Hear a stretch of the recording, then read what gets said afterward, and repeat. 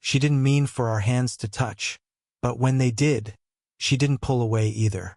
I'd never stayed that late at her place before. It was supposed to be a quick favor. Help her carry in groceries. Maybe fix the light above her sink that kept flickering like it couldn't decide if it belonged in a kitchen or a haunted house. Her name was Elise. 46, I think. Maybe 47. But she didn't carry her age. She held it. Like a well-kept secret. Like something earned. I was 21, freshly out of university, and still unsure if I was more afraid of being unnoticed or truly seen. The kitchen smelled like rosemary and something else warm. She had jazz humming low on a speaker like it was just background noise, like it didn't matter even though it obviously did. It filled the space between us when we weren't saying anything. And we weren't saying much. You didn't have to come, she said, sorting through tomatoes. Her voice soft but always with that edge. Like she was holding back a version of herself she didn't trust me with yet. I wanted to, I said. Too quickly. She paused, glanced at me for just a beat too long, then looked away like she hadn't. I busied myself rinsing the parsley she'd handed me. My hands were wet, clumsy, and hers were dry when she reached past me. Too close, for a cutting board. That's when it happened. Her hand grazed mine, just lightly, just skin. But she didn't move. Neither did I. And there was this soundless moment, between the jazz and the ticking of the wall clock, where everything felt too loud and too still at the same time. She withdrew first, brushing a lock of hair behind her ear. Sorry, she said, but not like she meant it, like she had to say something. I laughed, nervous. I didn't mind. She didn't smile, not really, just gave me this look, half-guarded, half-curious. We didn't talk for a while after that. We just cooked. But there were things in the silence. Things I couldn't name yet. I watched her move around the kitchen like she'd memorized it with her body. Always graceful, never rushed. Her fingers traced the edge of the counter without realizing it. Her mouth moved when she read the recipe, even though she wasn't speaking out loud. Little things. I started noticing everything. And maybe that was the moment I realized I'd been looking at her too long, too closely. Not the way a friend looks at a friend's mom. Not the way I should have been looking at someone twice my age. But the thing is, she noticed me back. The food was done. We didn't eat much of it. We sat across from each other at the small wooden table. My knee brushed hers under it. This time I didn't move. I should probably go, I said eventually, barely above a whisper. She stared at her wineglass, turning the stem between her fingers. Then she looked at me, really looked at me, and something in her face shifted, softened, or maybe cracked. Then she said it. Stay the night. Just like that. Like it wasn't loaded. Like it didn't hang in the air between us like a dare. And before I could answer, the doorbell rang. It wasn't supposed to mean anything. Just dinner. The thank you. The favor. At least that's what I told myself when I knocked on Elisa's door 3 weeks ago for the first time. And now here I was again, in her kitchen, still tasting the silence after she said, stay the night, still pretending it didn't knock the wind out of me. But the doorbell had saved us from whatever that moment was turning into. Turned out, it was her neighbor dropping off a package. A quick exchange, a polite smile. Elise returned like nothing had happened. And I let her pretend, because I was pretending too. She handed me tea instead of wine this time. Liam, she said, finally, after what felt like a year of avoiding eye contact. I wasn't being forward earlier. You looked tired, that's all. It was a lie, a soft one, careful one. But I didn't push. I watched her sit down across from me, fingers wrapped around her mug like she needed the warmth more than the tea. I've made mistakes, she said suddenly. And I knew she wasn't talking about me. She didn't elaborate. Just let it sit there like a stone dropped in still water. I waited, not asking questions. Married too young, she continued softer. Divorced even younger. Not legally, just emotionally. He left, then came back, then left again. The usual boring kind of damage. My chest tightened. I don't think any of that's boring. She smiled, but it was the kind that didn't reach her eyes. You're sweet. I hated that word. Sweet. Felt like being patted on the head. Do you ever think about what people would say? She asked suddenly. About us? This. I try not to. But you do. Of course I did. I thought about my friends. My mom. Her son, Daniel. He was 2 years older than me. We'd worked together last summer. That's how I met her. I hadn't seen him since. I'm not him, I said, though she hadn't brought him up. She met my eyes at that, her expression unreadable. And for a second, something shifted between us again. Not flirtation, not safety, something heavier. I shouldn't be sitting here with you, she whispered almost to herself. I don't care, I whispered back. She looked at me like she was trying to decide if that made me brave or stupid. Later, I helped her clean the kitchen again. No music this time. Just the hum of the fridge and our slow, careful movements around each other. When I passed her the dish towel, her hand touched mine again. This time it stayed. Not long. Not obvious. Just enough. Her thumb brushed the side of my palm like a question she didn't want answered. And I didn't pull away. Neither did she. That was it. That was all. But it was everything. The next time I came over, I told myself it was just to return her book. The one she loaned me 2 weeks ago. Something about poetry, grief, and the moon. I hadn't even finished it. I knocked. Twice. Then the door opened faster than I expected. Liam, she said, surprised. Her eyes flicked past me. Down the hallway. Like someone might be watching. I just came to return this, I mumbled, lifting the book like a peace offering. She didn't reach for it. Instead, her voice dropped. You shouldn't be here right now. My stomach dipped. Why? Then I heard it. A man's voice, somewhere deeper inside her apartment. Elise, who's at the door? Her eyes closed for a second too long. Then she stepped out, pulling the door almost shut behind her. My ex. He's dropping off some things. He wasn't supposed to stay. I stared at her. Do you want me to go? She looked like she didn't know the answer, but I already knew mine. It's okay. I get it. I started to turn. Her fingers caught my sleeve. Just for a moment. I didn't know he'd show up, she said. This isn't. It's not what you think. I gave a hollow laugh. I don't know what I think anymore. There was a silence. One that hurt to stand in. I'll call you, she said. I nodded. But we both knew she wouldn't. 3 days passed. No calls. No texts. I almost convinced myself it was over. That I'd misread everything. That maybe she had too. But then Friday night I got a message. Just one line. Are you awake? And I was. For her always. She let me in without a word. The apartment was dim. She had one lamp on in the corner, soft and low. Like she didn't want the space to fully wake up. You said you'd call, I said. I know. She looked wrecked. Beautiful but tired in that quiet, defeated way. I waited.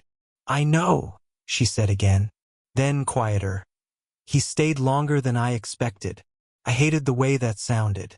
But I didn't ask. I didn't want to know. We stood in the kitchen again like muscle memory. Her back to the sink. Me a few steps too close. Neither of us moved. And neither of us looked away. I've been trying to be good, she said softly. To do the right thing. I took a step closer. And her voice barely made it out. It doesn't feel right anymore. She was staring at my mouth. I leaned in. Not all the way. Just enough for both of us to feel the line we weren't supposed to cross. Her breath caught. My hands were fists at my sides. And then my phone buzzed. A call. My roommate's name flashing. I didn't answer, but I stepped back. Just a little. So did she. But the air didn't go back to normal. I don't know what I expected when I showed up unannounced. All I knew was that I couldn't sit with it anymore. Her silence, the half-finished looks, the way she kept pulling me close only to let me drift just out of reach again. I needed it to break. One way or another. She opened the door, barefoot, hair up, phone still in her hand. Her eyes widened when she saw me. Liam, you haven't answered my texts in 2 days. I've been busy. I snapped, harsher than I meant to. With him. Her jaw tightened. Don't do that. Then what am I supposed to do? My voice cracked at the edges. Just keep pretending this thing between us isn't real? Keep playing your little kitchen game while you ghost me the second he shows up again. She shut the door behind her slowly. Keep your voice down. Why? I said, laughing bitterly. Afraid the neighbors might hear you entertaining the kid who used to work for your son? Her expression shifted, tightened, like I'd struck something deeper than I meant to. That's not fair, she said. You know that's not what this is. Then what is it, Elise? Because I honestly don't know anymore. 1 second you're brushing my hand like it's the only thing anchoring you to this earth. And the next, don't, she cut in. Her voice wasn't loud, but it stopped me cold.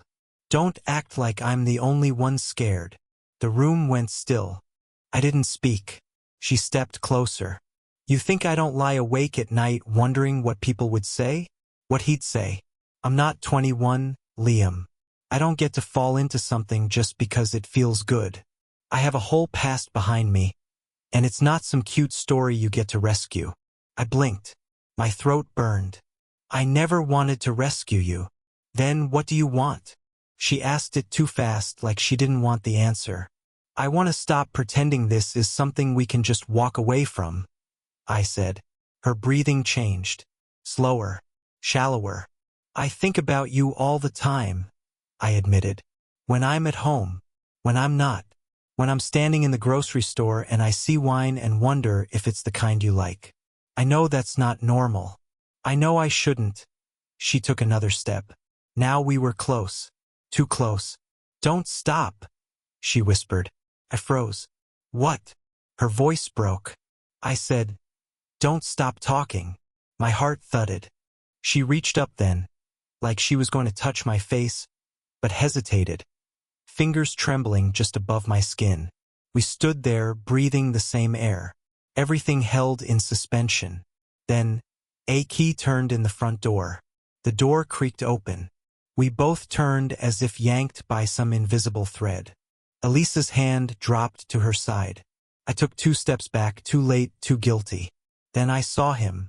Daniel, her son, my old coworker. He froze in the doorway, holding his phone and a takeout bag, keys still dangling from his fingers. His eyes bounced between us. My face, his mother's, the space between us still thick with heat. No one said anything. For a long, nauseating second, the only sound was the soft hum of the fridge and my own heartbeat, pounding in my ears like a warning siren. Daniel, Elise breathed. I didn't know you were coming. Clearly, he said. His voice was tight, controlled, but his stare was anything but. I opened my mouth. What to say, I didn't know, but he cut me off before a single word left. You've got to be kidding me. His eyes locked on me now. You? With my mother. Elise and I tried, but even I didn't know how to finish that sentence. Daniel let out a laugh that was all teeth. Wow, you really just walked in here and made yourself at home. Huh. Daniel, stop, Elise said, stepping forward, but he raised his hand. Don't, he snapped. Don't talk to me like I'm a child. You're not, she said gently. But neither am I. He looked like she'd slapped him. Unbelievable. Then his eyes landed back on me, and this time there was something colder there. Something old and sharp. You knew, he said to me. You knew she was my mom. You still came here. It wasn't like that, I began. No? Then tell me what it was like. Silence. Because I couldn't. Because it wasn't casual. And it wasn't explainable. It had become something that didn't have the words yet. Daniel dropped the takeout bag on the floor with a thud. You think this is some story? Some wild thing you'll laugh about when you're older? This is my mother, man. I never meant to hurt you, I said, voice low. He laughed again, but it broke midway. And then he turned to Elise. And you? Jesus, Mom. He's 21. She flinched. Not visibly, but I saw it. In the way her shoulders stiffened. In the way she didn't meet his eyes. I didn't plan for this, she whispered. But you didn't stop it either. He stormed past us, heading to the bedroom. The door slammed a second later, sharp and final. Elise stayed frozen in place. Her hands trembled, and I didn't know if she was about to cry or run. Then she looked at me for real, and what I saw wasn't guilt. It was fear. I think you should go, she said softly. But just for tonight. I nodded, even though everything in me screamed not to. She didn't watch me leave. And for the first time, it felt like maybe we wouldn't come back from this. I didn't go home that night. I drove around for hours, the city blurring past my windshield. Lights, shadows, static from the radio. None of it landing. I kept seeing her face. The look in her eyes when she told me to leave. Not anger, not rejection, just fear. By the time I parked outside her building again, the sun was starting to rise. I didn't even know what I was doing. I just knew I couldn't let it end with a slammed door and silence. I stood outside her door for a full minute before knocking. She opened it almost immediately, like she'd been waiting on the other side. Elise, I said. She looked tired, worn down. Her hair was still up, like she hadn't slept at all. Neither of us spoke. Then she stepped back to let me in. The apartment was heavy with quiet. No music, no coffee brewing, just the kind of stillness that fills a room after a fight. Daniel left, she said softly. I nodded. I'm not here to make things worse. She looked at me for a long time. Then why are you here? I don't know, I admitted. Maybe to ask you something I probably shouldn't. She sat down on the edge of the couch, not quite facing me. Go on. I took a breath. Was it real? Any of it? Her hands clasped in her lap. Her shoulders pulled tight like the answer weighed too much. Every moment, she said. Every time you walked into this place. It felt like the first time I could actually breathe in years. I swallowed hard. Then why push me away? Because I was afraid, she said, turning to me now. Because I've lived long enough to know that sometimes love costs more than it gives. And because I couldn't stand the thought of hurting my son. You didn't plan for this, I said. I didn't either. She smiled faintly, the sadness in her eyes deeper now. You think I haven't thought about this every night? About how wrong it looks? How it'll always come with baggage? I don't care, I said, sitting beside her now. I don't care how it looks. But you will, she said gently. One day. When the novelty fades and you want someone who doesn't carry a past like mine. I stared at her. That's not how this ends. Then how does it end, Liam? I didn't have a clean answer. There was no neat solution. No grand romantic fix. Just the two of us, raw and real and completely unsure of what came next. But I reached for her hand. Slowly. And this time, when she let me take it, she didn't tremble. She didn't flinch. We sat like that, side by side, as morning light filled the room. No promises, no plans. Just quiet understanding. Whatever happened next, at least we finally stopped pretending. It's been 3 months since that morning in her apartment. 3 months of something that didn't come with labels, just moments. Some soft, some hard, but all real. We didn't tell anyone. Not officially. Not even Daniel. We just kept living, quietly, carefully, seeing each other when we could, letting the space between us shrink slowly, like maybe if we were gentle enough it wouldn't break. And it didn't, but it changed, because loving someone like Elise isn't simple. She doesn't fall easily. She resists it even as she gives in. There were nights she'd pull away mid-conversation, eyes glassy, and I knew, without her saying, that she was afraid I'd wake up one day and realize I wanted someone my age. And maybe some days I was afraid she was right, but I kept showing up. Not with flowers or speeches, just small things. Fixing the lock on her window, bringing her that tea she liked, leaving notes on her kitchen counter when I left before sunrise. And she started to show up too.